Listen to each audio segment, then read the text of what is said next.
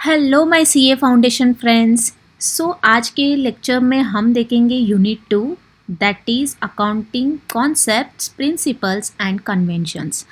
I think many of you don't know that मैं मेरे channel पे फ्री लेक्चर्स अवेलेबल करती हूँ, मतलब फ्री लेक्चर्स रिकॉर्ड करके अपलोड करती हूँ सो दैट स्टडी मटेरियल का पूरा कॉन्सेप्ट कवर हो जाए and you will be able to study through study material. अगर आपने अभी तक मेरे इस चैनल को सब्सक्राइब नहीं किया एंड बेल आइकॉन प्रेस नहीं किया तो जल्दी से जाइए एंड मेरे चैनल को सब्सक्राइब कीजिए and okay. So let's start. तो पहले हम देखेंगे कि इंट्रोडक्शन में क्या लिखा है उन्होंने। Let us imagine a situation where you are a proprietor and you take copies of your books of accounts to 5 different accountants. You ask them to prepare financial statements on the basis of the above records and calculate the profits. Okay. After few days, those 5 accountants have calculated 5 different amounts of profits, and that too with very wide variations among them. Guess in such a situation what impact it would leave on you about accounting profession. So यहाँ पे क्या हो रहा है ना, proprietor ने उसके books of accounts को 5 डिफरेंट अकाउंटेंट्स के पास लेके गया एंड उसने बोला कि मुझे प्रॉफिट देखना है मेरे बिजनेस का। एंड आफ्टर फ्यू डेज जब वो अकाउंटेंट्स प्रॉफिट्स वगैरह कैलकुलेट करके आए तो वो देखा कि there are 5 different amounts of profits. Okay, तो अगर 5 डिफरेंट अमाउंट ऑफ प्रॉफिट होगा मतलब सेपरेटली अकाउंटेंट्स ने डिफरेंट कैलकुलेशन करके प्रॉफिट निकाला तो we can not rely them on that, right. क्या क्या चूज करोगे आप, मतलब कौन सा अमाउंट करेक्ट है या कौन सा प्रॉफिट करेक्ट है, ये कैसे डिसाइड करोगे। So this would leave an impact on accounting profession. To avoid this, a generally accepted set of rules have been developed which are known as gaps. ठीक है, सो एक जनरली एक्सेप्टेड रूल्स बनाया so that every accountant should follow those rules and regulations and prepare the financial statements so that each and every industry or each and every company should come with the proper profits via using the correct set of rules. To avoid confusion and to achieve uniformity, accounting process is applied within the conceptual framework of generally accepted accounting principles. These principles are the ground rules which define the parameters and constraints within which accounting reports are generated. These जो भी ये gaps है ना वो principles, set of principles, standard principles, rules and regulations वो define करते हैं so that accounting reports are generated properly with proper amounts. यहाँ पे अगर एक important point note करोगे ये वाला है, ठीक है। Accounting principles are basic norms and assumptions on which the whole accounting system has been developed and established. ये जो accounting principles है ये basic assumptions है on which accounting system में has been developed. मतलब accounting report या financial reporting जो भी हम prepare करते हैं उसके लिए accounting principle is the basic foundation. What are accounting concepts? Accounting concepts define the assumptions on the basis of which financial statement of a business entity are prepared. Certain concepts are perceived, assumed and accepted in accounting to provide a unifying structure and internal logic to the accounting process. Accounting concepts are the basic assumptions on which we prepare the financial statements, ठीक है। The word concept का मतलब क्या है? It means idea or notion which has universal application.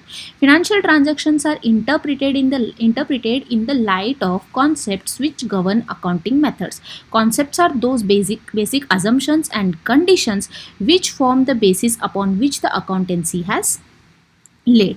मतलब यहाँ पे अगर देखोगे what are accounting concept, concept का मतलब है आइडिया, ठीक है। Idea which is universally accepted, मतलब होल यूनिवर्स में एक ही रूल होना चाहिए। अगर वो कॉन्सेप्ट एक ही सेट ऑफ रूल से हो रहा है, मतलब each and every country is following that same rule, then that is called as concept. Accounting principles are a body of doctrines commonly associated with the theory and procedure of accounting, serving as an explanation of current practice and as a guide for selection of convention or procedures where alternatives exist. Accounting principles मतलब it is like a guiding book. Principles क्या करेगा कि companies को वे दिखाएगा, मतलब methods of accounting दिखाएगा। Set of rules होंगे, alternatives होंगे, उसमें से अगर आपकी कंपनी को कौन सा रूल्स सेट हो रहा है या कौन से सिचुएशन में कौन से अकाउंटिंग मेथड्स आपको फॉलो करना है, ये सब कौन दिखाएगा, ये सब दिखाएगा accounting principles. Accounting principles must satisfy the following condition. First one is they should be based on real assumptions. Assumptions ऐसे वैसे नहीं होना चाहिए, सिचुएशन के हिसाब से assumption होना चाहिए accounting principle. They must be simple, understandable and explanatory. Guide का मतलब क्या है, वो वे दिखा रहा है. वे कैसे दिखाना पड़ेगा कि it should be understandable bye the company, that should be brief, simple, understandable and most importantly it is explainable. ठीक है. They must be followed consistently. Consistently मतलब यहाँ पे क्या होगा, ईयर 1 में आपने एक सेट ऑफ रूल्स फॉलो किया, ईयर 2 में आपने अलग ही किया, ईयर 3 में आपने अलग ही किया, ऐसे नहीं होना चाहिए. अगर ईयर 1 में आपने एक रूल अप्लाई किया तो ईयर 2 में भी आपको वही रूल अप्लाई करना पड़ेगा, ईयर 3 में भी आपको वही रूल अप्लाई करना पड़ेगा. This is called consistency. क्यों? Why there is a need of consistency? अगर if you want to compare your financial statements like 2 years financial statement this year and previous year, in that case that comparison should be equal. मतलब आपने year 1 में एक rules apply करके profit निकाला and year 2 में एक rules apply करके profit निकाला. We can not compare these two, right, because there are no like उनका जो भी कैलकुलेशन है वो सिमिलर नहीं है, similar set of rules use करके हमने कैलकुलेट नहीं किया है. So to compare the financial statements and get the proper result और get we can to make proper decision making we should follow consistent rules. ठीक है. They should be able to reflect future predictions, forecasting. Okay, accounting principles must be able to forecast the results. They should be informational for the users. Users मतलब यहाँ पे stakeholders, be it internal stakeholders or external stakeholders. Now coming to accounting conventions. Accounting conventions emerge out of accounting practices, commonly known as accounting principles, adopted by various organizations over a period of time. These conventions are divided by usage and practice. The accountancy bodies of the world may change any of the conventions to improve the quality of accounting information. Accounting conventions need not have universal application. Okay?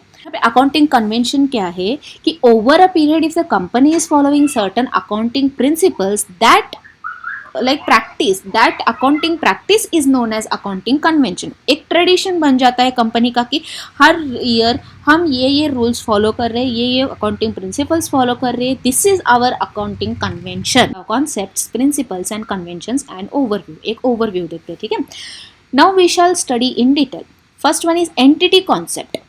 Following are the widely accepted accounting concept. This is most important part of the chapter. Entity concept. Entity concept क्या है? That is separate legal entity concept, you can say. Entity concept states that business enterprise is separate identity apart from its owners. Okay, as per entity concept, business is different and the owner of the business is different.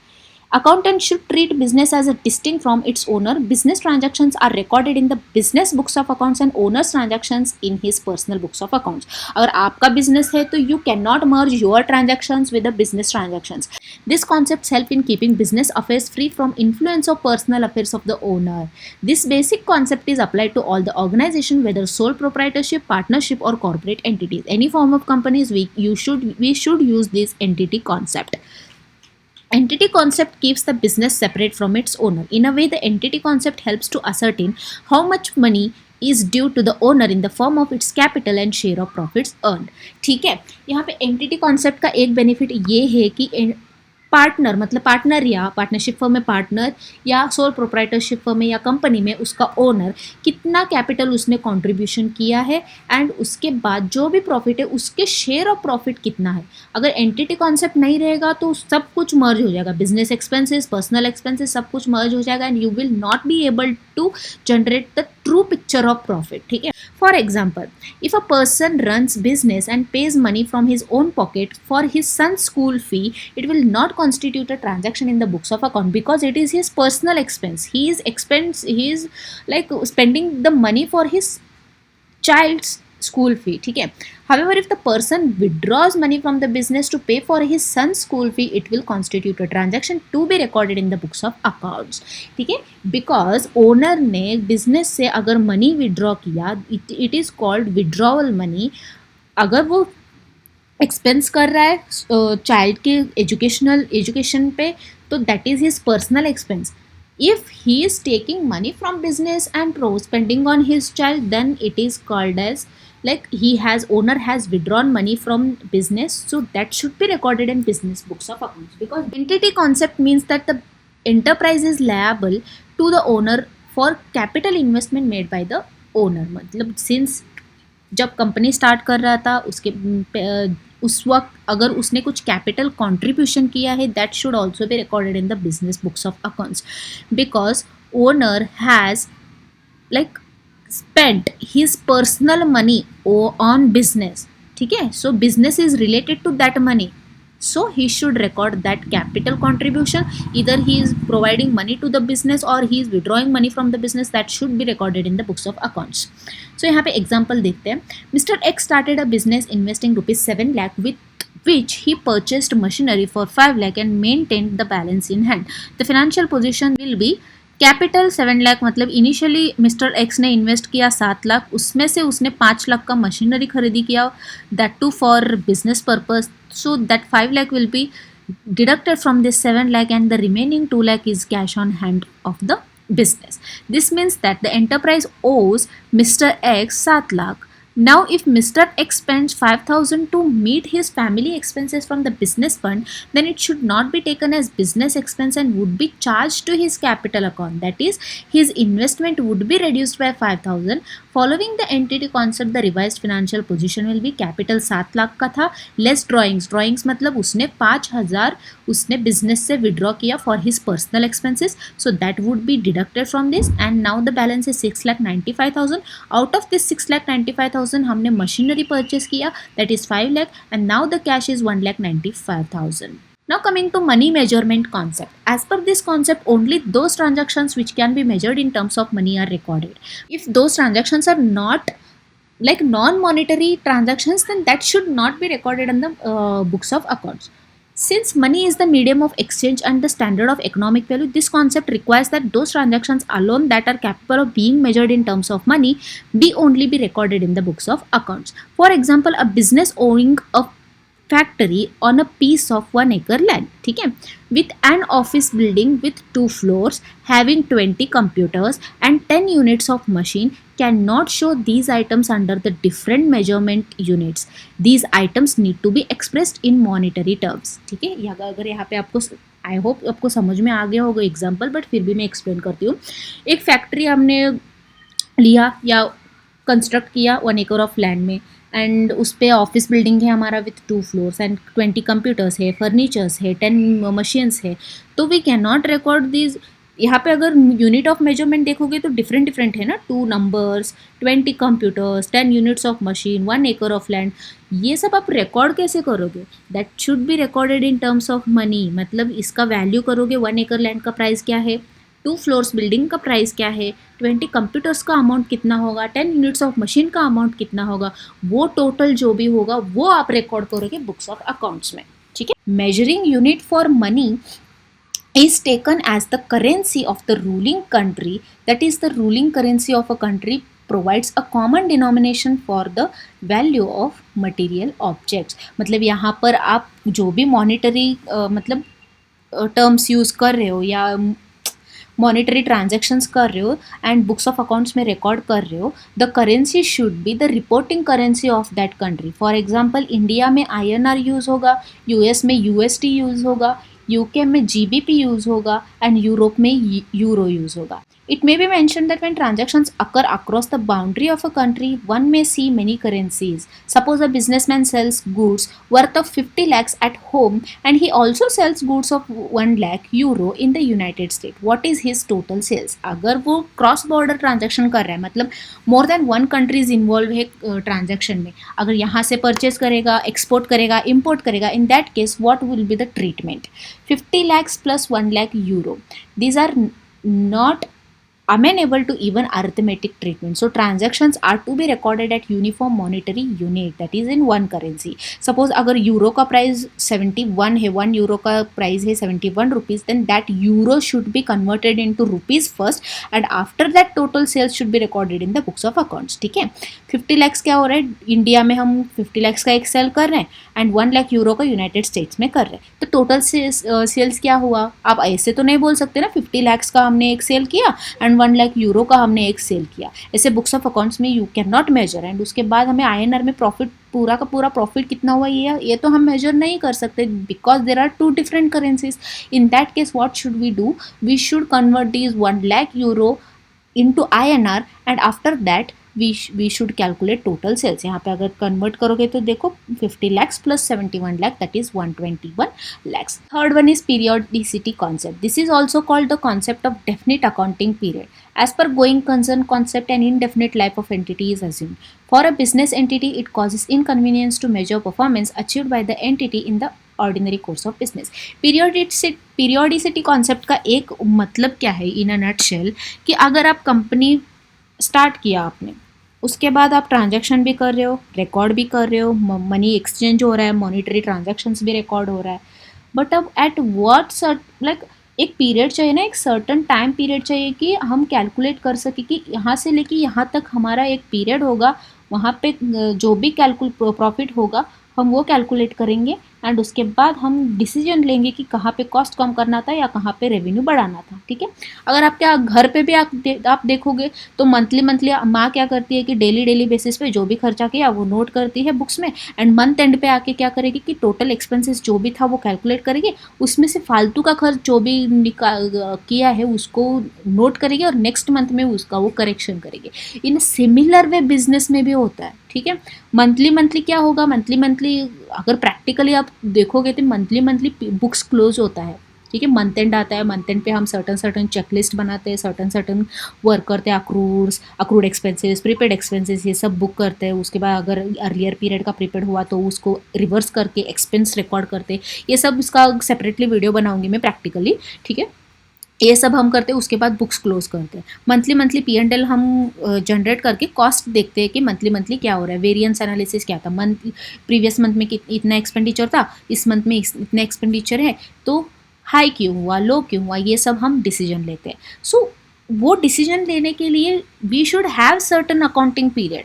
ठीक है, so this periodicity concept explains that accounting period concept. ठीक है, so a small but workable fraction of time is chosen out of indefinite or infinite life cycle of the business entity for measuring performance and looking at the financial position, be it 6 month, 9 month, 15 month, quarterly, monthly, कुछ भी हो, एक certain time period होगा, उसमें हम company का financial position में measure करेंगे and उसके बाद decision लेंगे। According to this concept, accounting should be prepared after every period and not at the end of the life of the entity. Usually this period is 1 calendar year or 1 financial year। ठीक है, we generally follow financial year, मतलब India में हम जनरली follow करते हैं financial year that starts from 1 April and ends on 31 March of the next immediate following year. और US में वगैरह क्या करते हैं, कैलेंडर ईयर फॉलो करते हैं। कैलेंडर ईयर मतलब 1 जनवरी को स्टार्ट होगा एंड 31 दिसंबर को एंड होगा।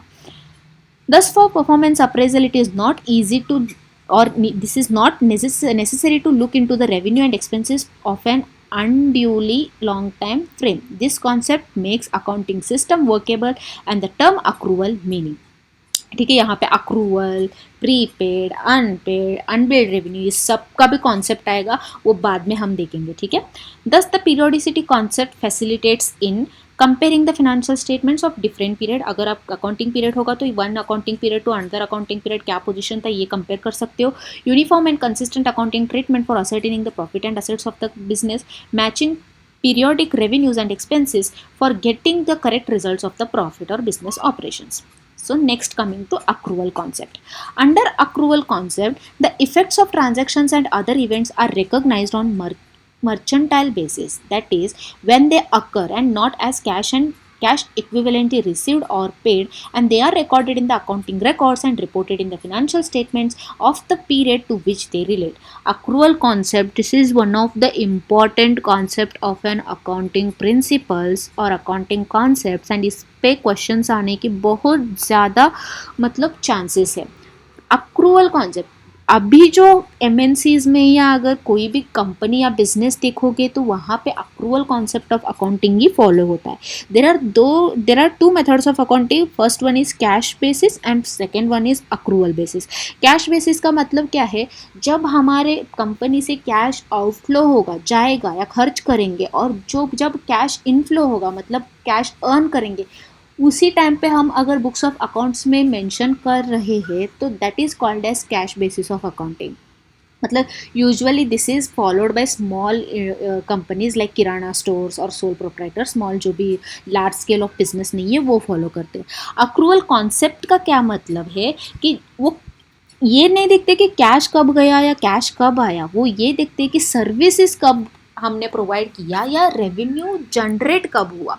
फॉर एग्जाम्पल, आपने एक प्रोफेशनल सर्विसेज लिया है, ठीक है, एक चार्टर्ड अकाउंटेंट से ऑडिटिंग का, ठीक है. वो क्या करेगा कि ईयर में अगर 31 मार्च के बाद मई से अगर ऑडिट स्टार्ट करेगा एंड जून जुलाई तक वो ऑडिट एंड करेगा एंड बोलेगा कि we will provide audit services for these durations but fees will be paid by the company after completion of the auditing.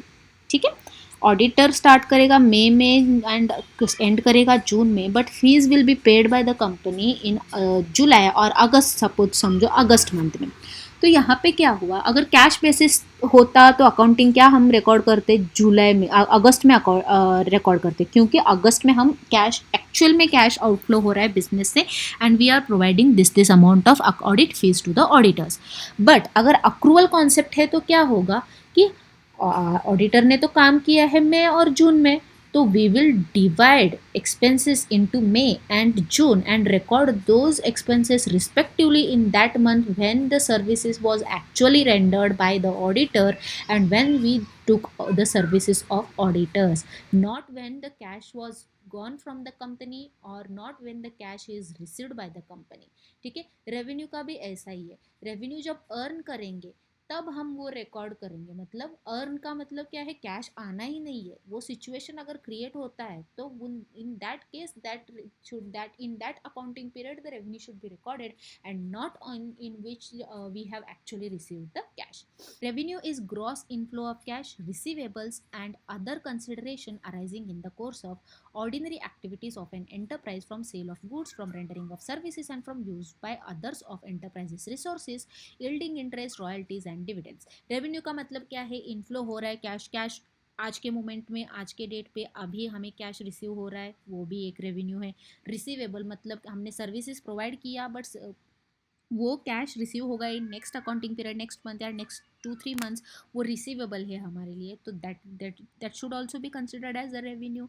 और अगर अदर कंसिडरेशन कुछ भी आ रहा है, मतलब हमारे तरफ से अगर गुड्स हम सेल कर रहे हैं, सर्विसेज प्रोवाइड कर रहे हैं, हमारा एसेट यूज़ करके जो भी कंपनी हमारे मतलब रिसोर्सेज को यूज़ कर रहा है, in that case that companies और clients are paying amount to us, that is called as revenue. For example, mister X started a cloth merchandising. He invested rupees 50,000, bought merchandise worth 50,000. He sold such merchandise for 60,000. Customer paid him 50,000 cash and assures him to pay 10,000 shortly. Okay, उसने क्या किया, clothes purchase किया 50,000 का and बेचा customer को 60,000 में. But customers ने क्या कहा कि अभी फ़िलहाल तो मेरे पास 50,000 ही है, जो भी 10,000 जो भी पेंडिंग होगा या बैलेंस होगा वो शॉर्टली मतलब नेक्स्ट मंथ में हमें पे करूँगा. इन that case his total revenue is 60,000 only. आप ऐसे नहीं बोल सकते हो कि 50,000 उसने पे किया है, 10,000 अभी तक तो पे नहीं किया, तो सिर्फ 50,000 ही रेवेन्यू हुआ. नहीं, 10,000 रिसीवेबल तो है ना, मतलब कस्टमर से हमें पे होने ही वाला है anyway, and that is related to this accounting period. So the revenue total revenue is 50,000 cash plus 10,000 receivable. ठीक है, expense is a cost relating to the operation of an accounting period or to the revenue earned during the period or the benefits of which do not extend beyond that period. Expenses का मतलब क्या है, जो भी cost हमने ordinary course of business में business operation के लिए या रेवेन्यू जनरेट करने के लिए जो भी एक्सपेंसेस किया है, जो भी कॉस्ट इनकर किया है, that is called as expenses. In the first example, mister X spend 50,000 to buy clothes. It is expenses of generating revenue of 60,000. 60,000 revenue earn करने के लिए एक्स ने क्या किया, 50,000 पैसा खर्च करके कपड़े लाए. ठीक है. Accrual means recognition of revenue and cost as they are earned or incurred and not as the money is received or paid. As per accrual concept, revenue minus expenses is equal to profit. जो भी amount आया और गया उसको minus कर दो और जो भी रिमेनिंग होगा वो that will be profit. Accrual concept provides the foundation on which the structure of present day accounting has been developed. Alternative as पर कैश बेसिस का मैंने बताया. Accrual concept and cash basis में 36 का आंकड़ा है. मतलब अक्रूवल बेसिस क्या करेगा, कैश इनफ्लो आउटफ्लो नहीं देखेगा, बट कैश बेसिस क्या करेगा कि कैश इनफ्लो आउटफ्लो देखेगा. Timing of revenue and expense booking could be different from cash receipt or paid. When cash received before the revenue is booked, a liability is created. When cash received in advance, okay, when cash received before the revenue is booked, a liability is created. When cash received in advance, अगर cash advance में आया, revenue आपने बाद में दिया, मतलब service आपने बाद में दिया, तो दैट विल बी मतलब recorded as a liability in the books of accounts. When cash received after the revenue is booked, an asset called trade receivable is created. अगर रेवेन्यू पहले आपने दिया, मतलब सर्विसेज आपने पहले दिया, उसके बाद आपको कैश रिसीव हुआ, तो that is called as accounts receivable when you are providing the services to the clients. मतलब ए ना बाकी है ना अमाउंट क्लाइंट से. सो ए ना है मतलब बेनिफिट है कंपनी के लिए. बेनिफिट का मतलब क्या होगा, असेट. ठीक है. अगर यहाँ पे जाना है, कैश रिसीव मतलब आपको सर्विसेज देना है बाद में, तो इट इज आउटफ्लो, तो that is liability. When cash paid before the expense is booked creates an asset, that is advance. Advance में आपने cash pay किया, तो that is called as asset. When cash paid after expense is booked creates a liability, that is payable. मतलब आपको amount पे करना ही है. अगर आपने एक्सपेंस आज किया बट अमाउंट बाद में दे रहे हो, तो एनीवे आपको देना ही है ना इन फ्यूचर पीरियड, तो that is called as payable. So this was the accrued concept. This is important concept. आप एक बार गो थ्रू कीजिएगा स्टडी मटेरियल देख के, बिकॉज ये बहुत बहुत इम्पॉर्टेंट कॉन्सेप्ट है एंड प्रैक्टिकल लाइफ में भी आपको बहुत यूज़फुल रहने वाला है. अगर अक्रूवल कॉन्सेप्ट पे पूरा का पूरा विथ एग्जाम्पल आपको अगर वीडियो देखना है, तो मेरे चैनल पे जाके अकाउंटिंग इंटरव्यूज़ का एक प्लेलिस्ट है, वहाँ पे जाके आप प्रैक्टिकली जो भी जर्नल एंट्रीज होगा, जो भी जैसे कॉन्सेप्ट क्लियरेंस आपको चाहिए, तो वहाँ पे जाके आप मेरा वीडियो देख सकते हो. चिंग concept. In this concept, all expenses matched with the revenue of that period should only be taken into consideration. In the financial statements of the organization, if any revenue is recognized, then expenses related to earn that revenue should also be recognized. मतलब matching concept का मतलब क्या है, अगर एक certain accounting period है तब आप कुछ रेवेन्यू अर्न कर रहे हो, तो अर्न करने में जो भी आपने एक्सपेंसेस किया, जो भी कॉस्ट इनकर किया, दैट कॉस्ट और expense should also be recorded in that period only when the revenue was generated. Okay, it is not necessary that every expense identify every income. Some expenses are directly related to the revenue and some are time bound. For example, selling expenses are directly related to sales, but rent, salaries, etc. are recorded on accrual basis for a particular accounting period. In other words, periodicity concept has also been followed while applying matching concept. मतलब ऐसा नहीं है कि every expense is related to revenue. Revenue छोड़ के बाकी का भी एक्सपेंस हो सकता है ना. अगर एक है फूड एक्सपेंसेस है, selling expenses, this is related to sale of goods which is directly related to revenue. अगर रेंट दे रहे हो प्रॉपर्टी का या बिजनेस का, दैट इज कॉल्ड एडमिनिस्ट्रेटिव और overhead expenses. Those are not directly but indirectly related to the revenue. So For example, Mr. PK started cloth business. He purchased 10,000 pieces of garments at 100 rupees per piece and sold at 8,000. 10,000 में purchase किया and 10,000 garments per rupees 100 में per piece 100 में purchase किया and sale कर रहा है 150 per piece में, that is 8,000 pieces during the accounting period of 12 months starting from 1st January to 31st December. He paid shop rent at 3,000 per month for 11 months and paid 8 lakh to the supplier of garments and received 10 lakh from the customer. ठीक है. Let us see how the accrual and periodicity concept operate. Periodicity concept fixes up the time frame. Time frame क्या होगा यहाँ पे 1st January to 31st December जो भी होगा, this is called as our accounting period as per periodicity concept. Therefore, revenue and expenses should also be measured in this period only. Accrual concept क्या करेगा? Accrual concept operates to measure revenue of 12 lakh arising out of sale of garments, that is 8,000 pieces into 150. Anyways, cash मिला या ना मिला हमें कुछ लेना देना नहीं है. Accrual concept के हिसाब से आपने सेल तो किया ना 8,000 पीसेस, 8,000 शर्ट्स समझो, 8,000 शर्ट्स को आपने 150 पर शर्ट आपने सेल किया कस्टमर को, वो बाद में पे करेगा आपको, बट सेल तो हुआ, रेवेन्यू रिकॉग्नाइज करना ही पड़ेगा because revenue is earned but cash has not at all received right now in during this period. ठीक है, तो वो रिकॉर्ड करना पड़ेगा एज पर accrual concept which is accrued in 2022 and not the cash received 10 lakh and also the expenses correctly.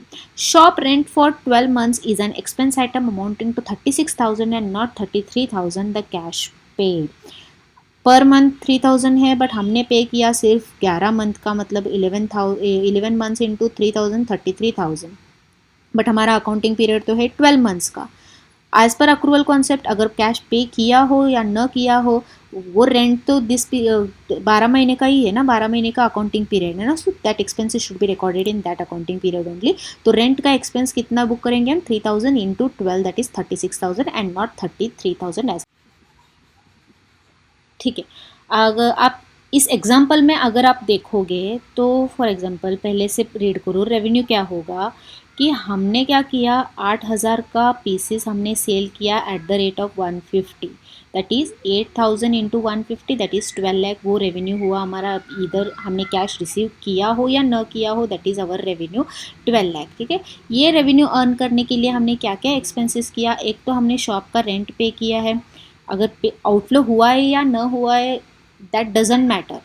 3,000 पर month हम 12 month के लिए 12 मंथ के लिए रेंट पे कर रहे हैं, तो 12 into 3 36,000 that is shop rent 36,000 and 8,000 जो भी हमने पीसेस सेल किया उसका ओरिजिनल प्राइस परचेज करने में कितना कॉस्ट लगा हमें? 100 रुपीज़ पर पीस. सो 8,000 इंटू 100 8 लाख रुपीज़. ठीक है, ये एक्सपेंसेस माइनस करेंगे, उसके बाद हमारे यहाँ पे क्या आएगा? 3,64,000 प्रॉफिट हो गया ओनर को. अब हम बैलेंस शीट पे देखेंगे कि क्या क्या पेंडिंग है. 8,000 का हमने शर्ट सेल किया, हमने तो परचेस किया था 10,000 का, 10,000 में से 8,000 गया तो 2,000 पीसेस अभी भी बाकी है, that is called our inventory, मतलब स्टॉक्स में है अभी तक 2,000 का. तो 2,000 इंटू 100 2 लाख. ठीक है, that is our inventory. Trade receivable हमने सेल किया 12 लाख का बट कस्टमर ने सिर्फ हमें पे किया 10 लाख. यहाँ पे देखो 10 lakhs रिसीव फ्रॉम कस्टमर, अभी भी 2 लाख आना बाकी है, दैट इज़ अकाउंट्स रिसीवेबल और ट्रेड रिसीवेबल. ठीक है, दैट इज़ 2 लाख. एंड अब हम कैलकुलेट करेंगे कि कैश कितना बचा है हमारे यहाँ पे. ठीक है, रिसीट तो हुआ 10 लाख का, उसमें से पेमेंट गया 33,000 तो रेंट का गया 3,000 इंटू 11 मंथ्स. या आप यहाँ पे देखोगे ही पेड रेंट ऑफ 3,000 पर मंथ फॉर 11 मंथ्स. ठीक है, ये हो गया. एंड 8,000 इंटू 100 का ये भी होगा 8 लाख. 8,33,000 माइनस करेंगे कैश रिसीव में से, उसके बाद कैश ऑन हैंड और कैश इन हैंड कितना होगा? 1,67,000. ये जो भी है सब कुछ असेट है, 5,60,000 का टोटल हो गया. अब लायबिलिटी कैलकुलेट करते हैं. ठीक है, लायबिलिटी में क्या क्या आएगा? एक तो हमें एक्सपेंस पेएबल करना है, मतलब हमने रेंट पे किया 3,000 पर मंथ फॉर 11 मंथ्स, 1 मंथ का रेंट अभी भी पे करना बाकी है, that is payable. So that is 3,000 is our expense payable. उसके बाद ट्रेड पेएबल्स में क्या होगा? 10,000 में से 8,000 तो बेच दिया, बाकी का जो 2,000 का अमाउंट है ना वो भी तो पे करना है ना हमें सप्लायर को, that is our trade payable. So 2,000 into 100 that is 2 lakh is our trade payable. And capital profit जो भी यहाँ पे प्रॉफिट आपने अर्न किया 3,64,000 का, वो भी एज अ लायबिलिटी हम दिखाएंगे और रैदर इक्विटी एज दिखाएंगे 3,64,000. सो इसका भी टोटल हो गया 5,60,000. So asset and liabilities are matching. So this is also called as a matching concept. Every expense should have a or every revenue should have or every income should have every expenses and asset and liability should tally. This is matching concept.